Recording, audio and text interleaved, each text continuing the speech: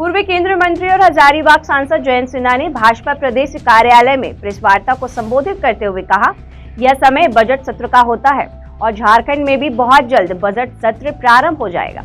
इस दौरान वित्तीय वर्ष में सरकार द्वारा किए गए खर्च का हिसाब जनता द्वारा मांगा जाता है। जनता सरकार से जवाबदेही मांगती है, पूछना चाहती है सरकार ने वित्तीय परिस्थिति और आर्थिक स्थिति को कैसे संभाला जिससे कि हमारा विकास हो।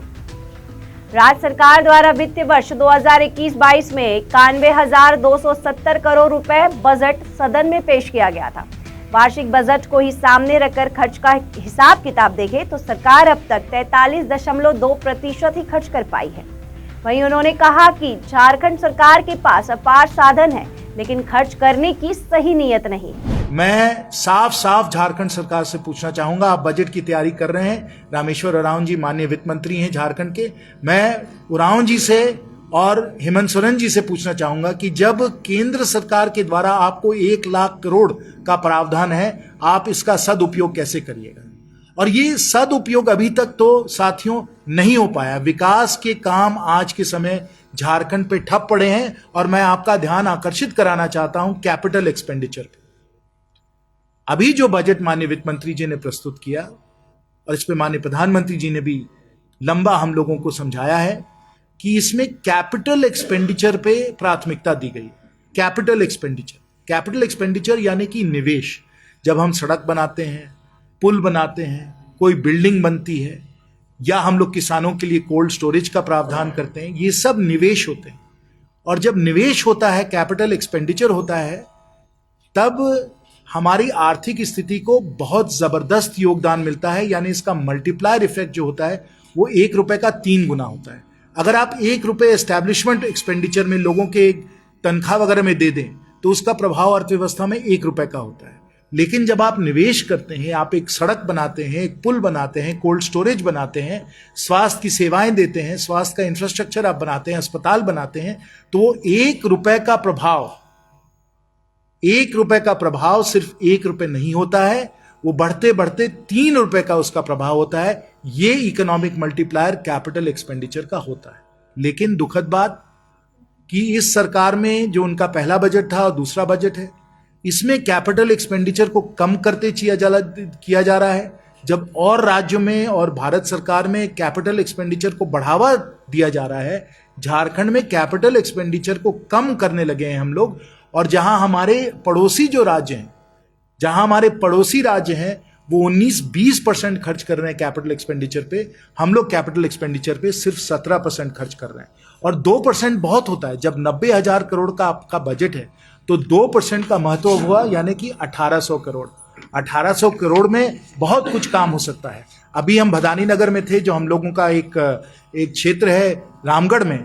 वहां मुतकम्मा चौक से लेकर टोल प्लाजा तक एक सड़क बनानी है, जो बहुत वर्षों से अभी तक हम लोगों पास कराते रहे। लेकिन पिछले 2 वर्षों में झारखंड सरकार ने इसको अभी तक किया नहीं। वो 100 करोड़ की सड़क है।